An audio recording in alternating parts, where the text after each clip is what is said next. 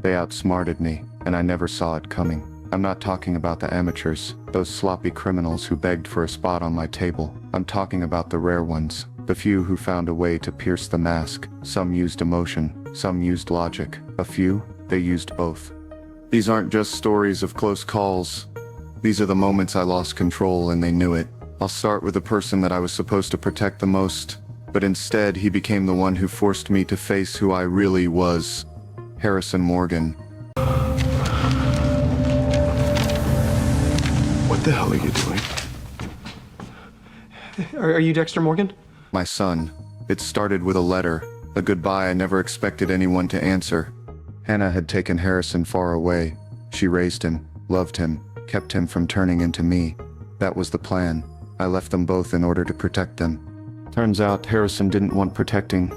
He wanted answers, and he found them. With nothing but a half-burned letter and a blurry Facebook photo, my teenage son managed to do what the FBI, Miami Metro, and an entire nation couldn't. He found me, or at least, the man I was pretending to be. Having Harrison back in my life wasn't a mistake. It was a revelation, because everything I did after that, every lie, every kill, every failure, was for him. Or so I told myself, but in the end, he didn't need protection. He needed honesty, and me, I had none to give. Harrison saw the truth that I couldn't admit, that my code wasn't noble, that my darkness wasn't just a curse, that it was a choice. And when the time came, he did what I couldn't. He stopped me, or thought he did anyway. He didn't do it with rage, or with cruelty. He did it with mercy, and I let him.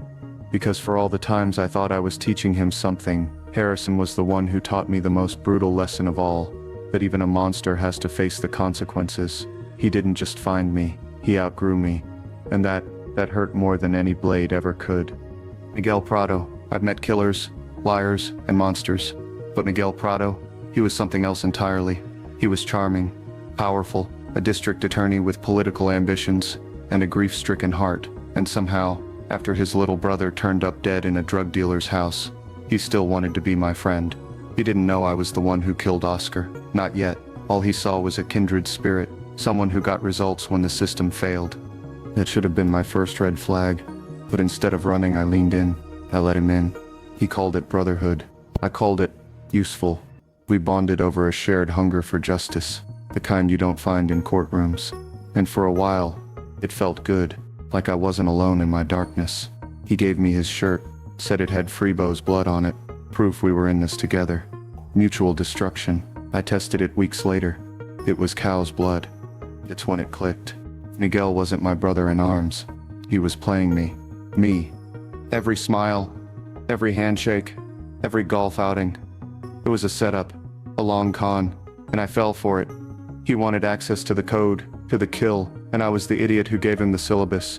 I tried to guide him, rein him in, but Miguel didn't want rules. He wanted freedom, and he used my friendship to get it. He killed an innocent woman, lied to my face, manipulated Rita, gaslit me into thinking I was still in control. I wasn't. By the time I realized what he was capable of, he'd already taken everything he wanted from me. And the shirt, the one piece of leverage I thought I had, worthless. It wasn't about trust, it was about leverage. And Miguel had all of it, until I flipped the board. He thought he could play me. He didn't realize I invented the game, but for a moment, for a long, humiliating moment, Miguel Prado outsmarted me, and that made him dangerous. Too dangerous to keep around. James Doakes. Doakes didn't play games. He didn't smile. He didn't fake it. He just knew. Oh. It's you, Sergeant.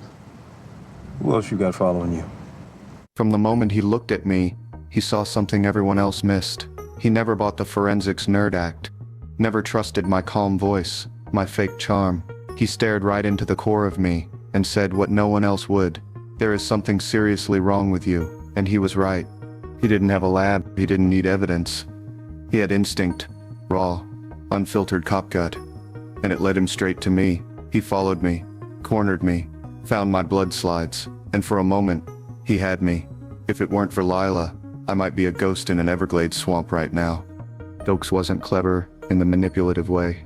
He didn't play chess, he just hunted with pure, stubborn truth, and I hated him for it, because he was right. He knew what I was before anyone else at Miami Metro even had a clue. Long before the blood slides, the suspicions, the close calls, Doakes had already figured it out. He didn't need proof, just instinct. James Doakes saw the monster, and for a terrifying stretch of time, he had the upper hand. He almost blew everything. He didn't outsmart me with traps or strategy. He just never looked away. And that made him one of the most dangerous men I ever met. Frank Lundy. There is no such thing as the perfect crime. Not in my experience, anyway. With your help, and with the mistakes this person has made in... Lundy was the kind of man you don't underestimate. Meticulous, methodical, unshakably calm. While the rest of Miami Metro fumbled in the dark, Lundy turned on the lights. He didn't yell or posture. He just looked at a room, a crime scene, a suspect, and saw the truth hiding under layers of ego and error. And for a while he saw me. Not fully, not clearly, but enough to make me nervous. He didn't fall for the Doakes Bay Harbor butcher cover story. He saw the inconsistencies, the flaws in the narrative, and he got close, too close. So I distracted him. I sabotaged what I could. I tried to stay just outside of his spotlight, and it worked, for a time. But then he came back. Different case, different killer, same precision. The Trinity investigation brought him back into my orbit, and once again, I felt the heat of his focus. If Christine Hill hadn't pulled the trigger for her father, Lundy might have been the one to finally expose me. He was never chasing me directly, but somehow he always ended up on my trail. And that is what made him so dangerous. Frank Lundy didn't need a motive. He just needed the facts. And the facts were starting to point right at me. Travis Marshall. He was a zealot wrapped in prophecy. A man convinced he was the vessel of revelation. I should have dismissed him. Another delusional killer hiding behind scripture. But I didn't, because for a while, he played the game better than I did. He staged elaborate murders, biblical tableau, apocalyptic warnings, and I followed the breadcrumbs. I thought he was the pawn. Turns out, he was the one moving pieces. He used Geller as his shadow, lied to everyone, including himself. But when I finally saw through the act, it was almost too late. He killed his own family, got Deb, took Harrison. He brought me to my knees, and in the chaos, I dropped something important, a blood slide, my signature. It was that tiny oversight, one I never should have made, that ended up in LaGuerta's hands. And in the end, even though I killed Travis Marshall, he left a mark that rippled far beyond his last breath. He didn't just threaten the world, he cracked mine wide open. Maria LaGuerta. I never wanted to hurt LaGuerta, which is ironic, because out of all the people who tried to expose me, she came the closest to actually prove I was a killer. Doakes caught me red-handed but couldn't bring me in. Lundy had instincts, but LaGuerta? She had evidence. She found the blood slide at the church where I killed Travis Marshall, a tiny souvenir that slipped from my pocket like a confession. That's when the game changed. She didn't just suspect I was the Bay Harbor butcher. She knew. She dug through closed cases, tracked down Hector Estrada, the man who ordered my mother's death, and offered him parole. She knew I wouldn't be able to resist, and she was right. Estrada, it's time. I guess the Department of Corrections kept that for you. That was very thoughtful. I walked straight into her trap, set up my kill room, strapped Estrada to the table, and got ready to finish what I started. Then he screamed. She set me up. You're working with her. And suddenly, I realized I wasn't the one in control. Maria LaGuerta had outmaneuvered me. She used my own code against me. She knew exactly which buttons to push, which strings to pull, and I danced like a puppet on a blood-soaked stage. If I'd hesitated for just one more minute, she would have walked in with backup and caught me red-handed. It would have been over. She was that good. But I wasn't alone that night. Deborah got there first. And just like that, the person who had gotten closer than anyone else to bringing me to justice was gone. I didn't want to kill LaGuerta, but I did everything short of it to make sure someone else did. She was relentless, brilliant, and unlike most, she didn't want revenge. She wanted the truth. And for that, she almost won. Almost. Oliver Saxon, Daniel Vogel, the brain surgeon. He wore a lot of names, but the only one that mattered, Monster. He killed his own mother, played me like a fiddle while I was too distracted with family, with love, with hope. He escaped me. More than once, and when I finally had him on my table, bound and ready. I didn't kill him. I walked away, because for once, I wanted a clean break. I wanted out. I got him into Miami Metro, but Saxon wasn't done. He stabbed a guard, killed again, injured Deb, left Quinn unconscious, and once more, I had to step in. Only this time I did it in front of a camera, in a holding cell, with a pen. It was messy, brutal, and public. I got away with it, barely, but that moment where I let emotion override precision, that was Saxon's legacy. He didn't beat me with brilliance. He beat me by dragging me down to his level, and that was almost worse. Jordan Chase. Chase wasn't a killer in the traditional sense. He never wielded the blade. He didn't spill the blood, but he created the system, and he surrounded himself with men who did the dirty work for him. Men who drugged, tortured, and brutalized women, all in his name, including Lumen. She was different. A survivor, a witness, and the only person, besides my brother, who ever saw the real me, and didn't run without wanting something. We hunted Jordan's men together. I broke the code for her. I killed for her. But Chase was always just out of reach.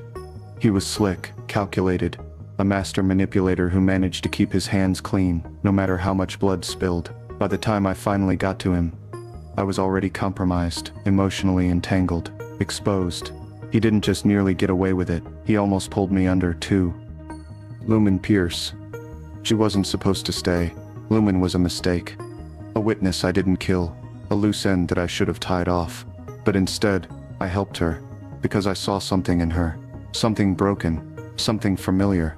She had been brutalized by Jordan Chase's men. They thought they could get away with it, and when she asked for my help to hunt them down, I didn't hesitate. I taught her the code. I gave her the knife, and for the first time in my life, I wasn't alone in the ritual. She changed me. Not with threats, not with leverage, but with empathy. She saw my darkness, and didn't flinch. She matched it with her own. And when it was over, when Jordan Chase was gone, and her demons buried, she left, just walked away. No fanfare, no blood, no goodbye. Lumen did the one thing I never could. She healed, and in doing so, she left me behind. That was her way of outsmarting me. She found a path out of the dark, and I stayed exactly where I always was. Arthur Mitchell.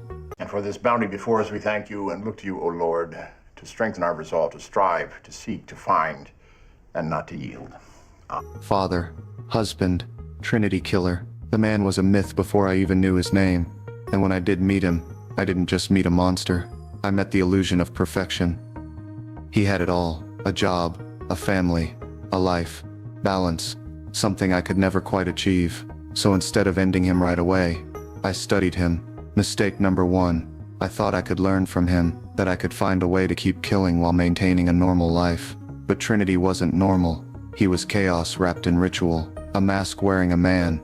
And while I was watching him, he was watching me. He found Kyle Butler. He found Dexter Morgan. Then he found Rita, and he left Harrison in a pool of her blood. Born in blood, just like me. Arthur Mitchell didn't just beat me at my own game. He dismantled me. He took everything I had worked for. The mask, the marriage, the fragile normalcy, and shattered it with one final act of cruelty. I thought I was studying him, but he was studying me. I thought I was the one pulling the strings, but he made the final cut. And by the time I killed him, it was too late. He was already victorious. The damage was done. He didn't just outsmart me, he outlived me, in consequence. Angela Bishop. Iron Lake was supposed to be my clean slate.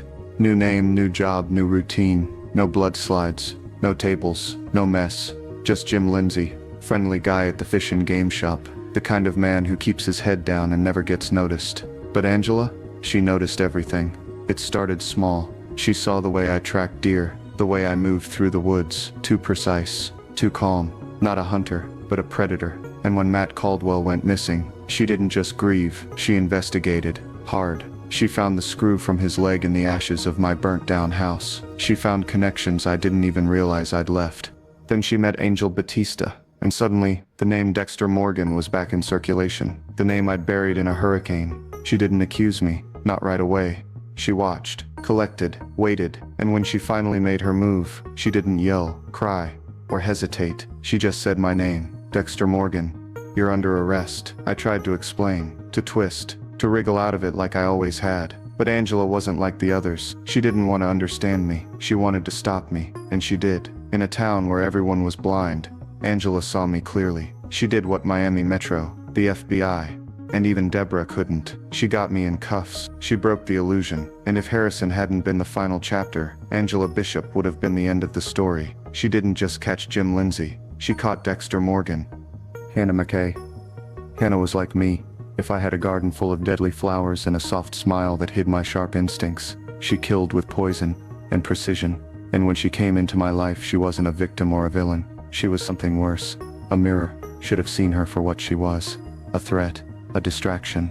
A liability. Instead, I fell for her. She poisoned Deb, lied to me, manipulated me, and I still protected her. Maybe it was love. Maybe it was just another mask I wore to avoid being alone. Either way, Hannah McKay outplayed me more than once, and when I faked my death and left Harrison in her care, I convinced myself it was the right call.